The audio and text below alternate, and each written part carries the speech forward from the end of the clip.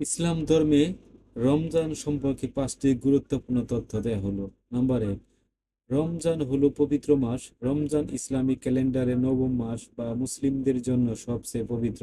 এই মাসেই পবিত্র কুরআন প্রথম অবতীর্ণ হয়। মুসলিমরা এই মাসে রোজা রাখার পাশাপাশি ইবাদত ও আত্মশুদ্ধিতে মনোনিবেশ করে। নাম্বার 2, রোজা ইসলামের 5টি স্তম্ভের একটি। ইসলাম ধর্মের 5টি মূল স্তম্ভের একটি হলো রোজা, সম।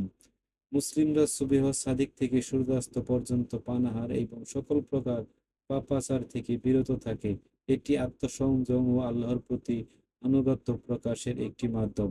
নাম্বার 3, তারাবিহ নামাজের গুরুত্ব।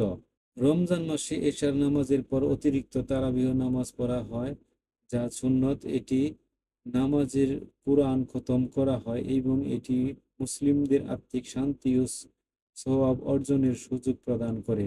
নাম্বার 4, শবে কদর হাজার মাসের চেয়ে উত্তম। রমজান মাসের শেষ দশকে শবে কদর লাইলাতুল কদর পালিত হয়। এটি এক রাত যা হাজার মাসের চেয়েও উত্তম বলে কোরআনে উল্লেখ আছে। এই রাতে আল্লাহর নিকট দোয়া কবুল হয় এবং অসংখ্য রহমত বর্ষিত হয়। নাম্বার 5, রমজান শেষে ঈদুল ফিতর উদযাপন।